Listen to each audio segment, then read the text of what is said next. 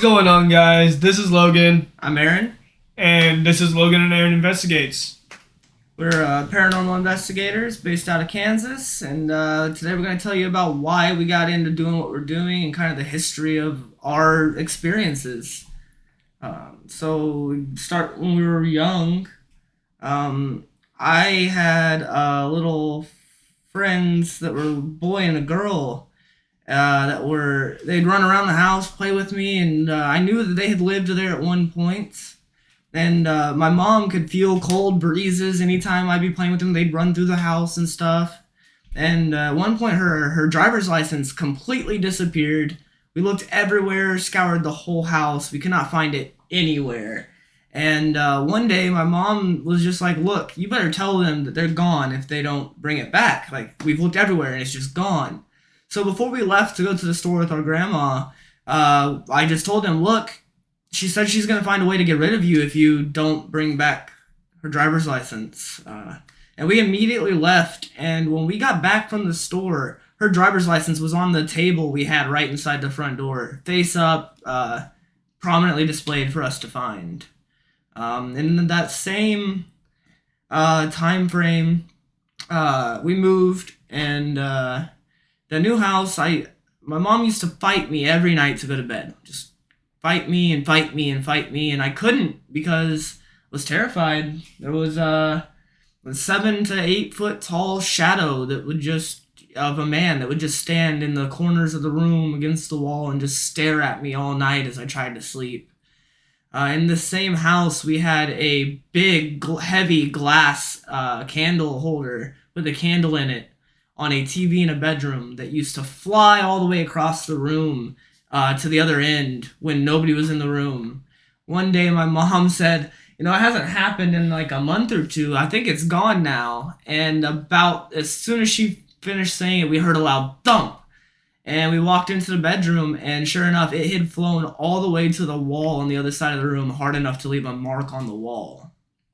And then that leads into us moving into our stepdad's house, where we both had pretty scary, serious things happen to us. For me, I was between 7 and 12 probably.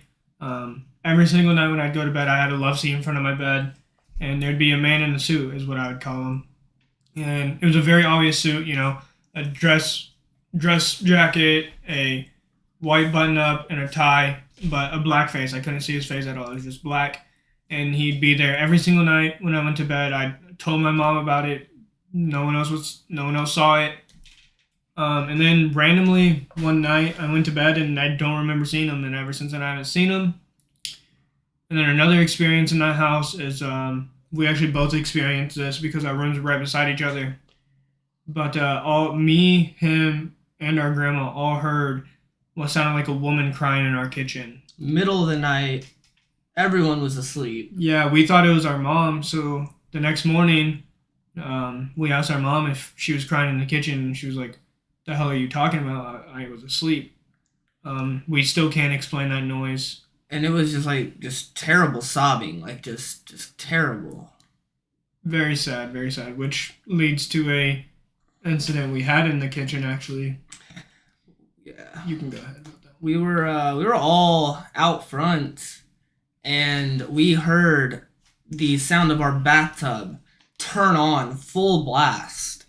And we all rushed inside, and sure enough, our bathtub was running full tilt. And I was the only one that would go in and turn the bathtub off. Nobody else would do it. I was pretty young. He was. So I did. I went in there, and just the second you crossed into the bathroom, there was just a heavy feeling on your chest, just a pressing just weight. And I reached down and I turned the bathtub off. And as soon as I did, I got this just sense of overwhelming agony, just sorrow. And I just began crying uncontrollably.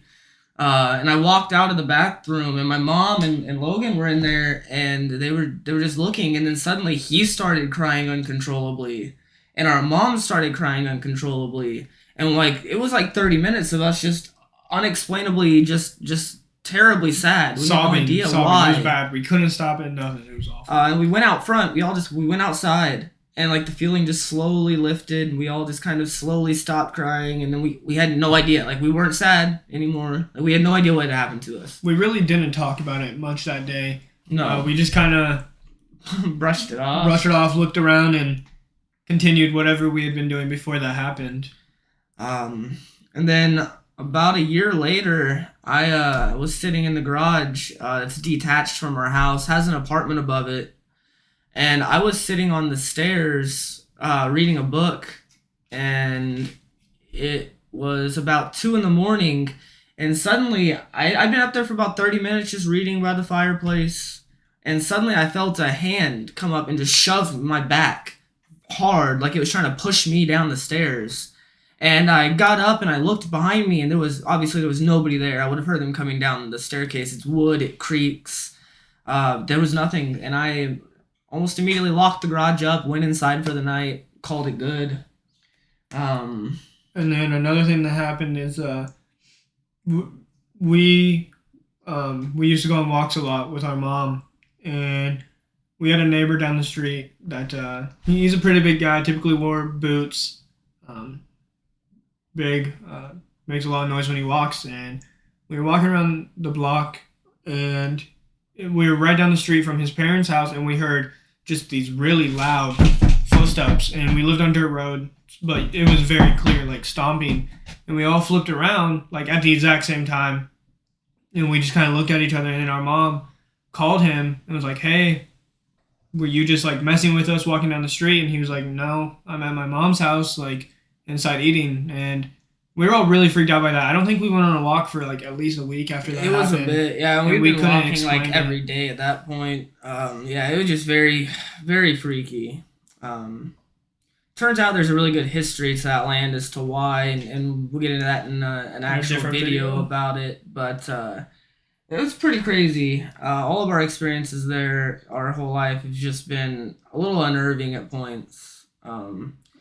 And then we decided in about 2015 to jump on the Pokemon Go train as it was releasing and getting really popular. And there's a place that is local here. It's called Kansas Aviation Museum. And if you ever look up haunted places in Kansas, it's on the top of every list. It's been haunted notoriously for forever. A lot of crazy stories if you look it up. Yeah. I would definitely recommend looking it up. Yeah, all kinds of good photos have been got there of apparitions and stuff, voices. But we went there for an event for Pokemon Go, where they had a whole lot of stuff set up, and you could also tour the area, and it was nighttime. It was their main building. And I want to tell them about the watchtower. Yeah. So it was us and then our mom and our stepdad, and we were walking up this really skinny staircase. I mean, maybe not even 2 people wide. And we were going up, and we heard what sounded like people, a lot of people, music, a lot of talking. This is the only staircase up there, no other doorways, nothing. And we were getting ready to turn around and go back down because we were like, there's way too many people up there. It's going to be crowded. It's not a very big space at all. And then shortly after we were saying that, we were towards the bottom of the staircase, and we just hear footsteps coming down the staircase, like everyone's leaving. So we literally get up against the wall like this, to let them pass by so we can go up. And probably 30 seconds to a minute goes by, and nobody comes around the corner. Nobody's coming down the stairs. So we go up there, and literally nobody was there. And there are interactive exhibits up there, but the only one that actually makes noise is one that is a like World War II movie reel style voiceover that just tells you about like the air traffic control, how it was done at the time. And it's a singular male's voice. Yeah, and we heard women, kids, everything. Music. I mean, it was like a party was going on upstairs. So we didn't stay up there too long, just long enough to confirm that there was nobody there and there was only one way in and out. And we left and we went downstairs where there was an area set up with food and drinks and tables. And we decided to sit down at a table, relax. We've been walking around for a while. We got some drinks, and we were sitting there, and I decided to pull up Pokemon Go and was taking about to take a photo of a Pokemon standing on the middle of the table with the augmented reality turned on. And when I did, we noticed something in the window of the room that was behind our table where our mom was sitting in front of. And we got this.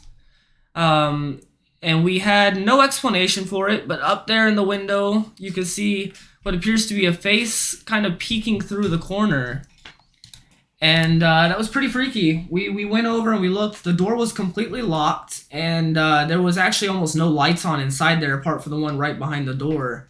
But it was empty. You could see the entirety of the room. There was nobody in there. There was no other door to it.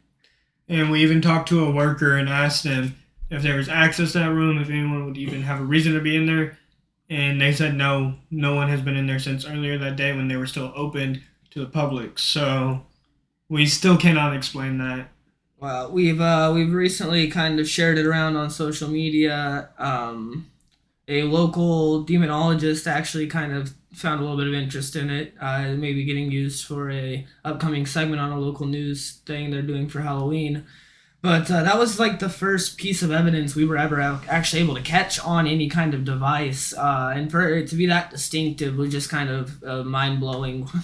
We weren't even there for ghost hunting. We knew it was haunted, but we weren't expecting with the amount of people there to actually get to see anything interesting and certainly not catch it. And like I said, we were both young. Neither of us really had interest in investigating or researching on at that that kind of point, stuff. we'd had enough experiences just in our day-to-day lives that we were really kind of ignoring that part and kind of shutting it out. We really didn't want anything to do with it, but it was still finding a way to get to us. So that's why now we decided to get in the equipment and start filming actual investigations. We've gone to a few different places, and we've got some really big plans. So yeah, really what you can expect from this channel is obviously paranormal investigations. A lot of places here in Kansas to start. We'll be expanding outside of that after that. We'll be looking at weekly to every other week uploads. We haven't really decided on that yet. And a lot of content's coming out. So yeah, we've already got some stuff that I plan on releasing this week that's going to be kind of a trailer for our first episode.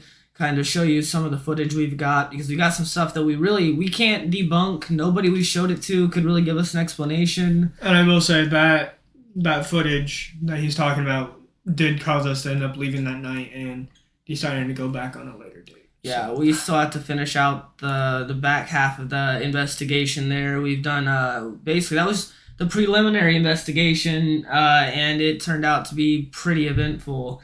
So we're gonna be putting together a little snippet of that just to kind of show off what we got into there.